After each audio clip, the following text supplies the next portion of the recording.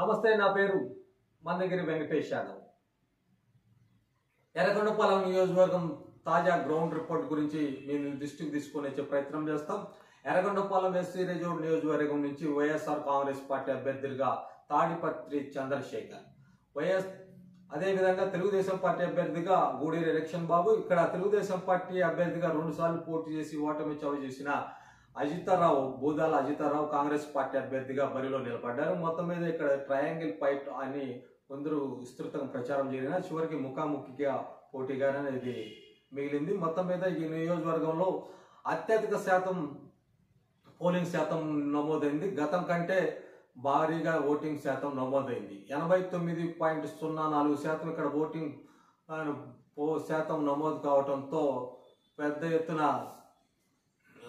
ఇక్కడ ఓటర్లు ప్రభావితం చేసిన పరిస్థితి కనపడుతుంది. పోల్ మేనేజ్మెంట్లో ఇరు పార్టీలు ధీటుగా పనిచేయడంతో పోలింగ్ శాతం భారీగా నమోదు కావడంతో ఇక్కడ ఇరు పార్టీలు తమే గెలుస్తామని ధీమా వ్యక్తం చేస్తున్నారు. మొత్తం మీద ఈ నియోజకవర్గంలో ప్రీ పోల్ సర్వేలో అన్నిట్లో వైఎస్ఆర్ కాంగ్రెస్ పార్టీ ఘన విజయం సాధించబోతుందని అన్ని ప్రీ పోల్ సర్వేలలో, తెలుగుదేశం పార్టీ అనుకూల సర్వేలలో కూడా ఎర్రగొండపాలెం నియోజకవర్గంలో వైఎస్ఆర్ కాంగ్రెస్ పార్టీ విజయం సాధించబోతుందన్నట్టు సర్వేలు వాటి యొక్క నివేదికలు బయటకు వచ్చాయి. అదేవిధంగా పోల్ మేనేజ్మెంట్లో మాత్రం తెలుగుదేశం పార్టీ పోలింగ్ 2 రోజుల ముందు పోల్ మేనేజ్మెంట్లో కొంత వెనకబడినతో గెలుపుపై కొంచెం సందేహంగా ఉన్నట్టుగా, తేడాలు కొంచెం నిరుత్సాహం ఉన్నట్టు మనకు ఫీల్డ్ మీద మనకు అర్థమవుతుంది.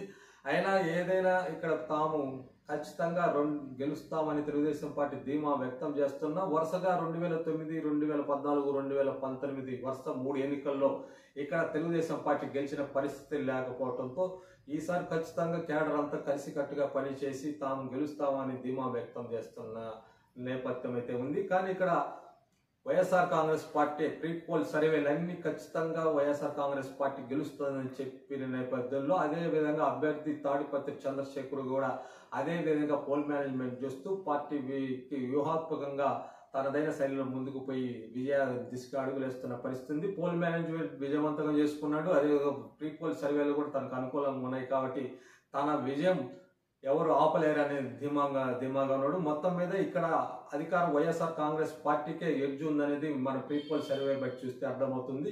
ఏదైనా పెద్ద ఎత్తున గాలి వచ్చి ఏదో జరిగితే తప్పితే ఇక్కడ తెలుగుదేశం పార్టీ గెలిచే పరిస్థితి లేదనేది స్థానిక రాజకీయ పరిస్థితులకు అంచనా వేస్తున్నారు. ఇక్కడ ఎడ్జ్ అయితే వైఎస్ఆర్ కాంగ్రెస్ పార్టీ విజయం ఖాయం అన్నట్టు అనిపిస్తుంది.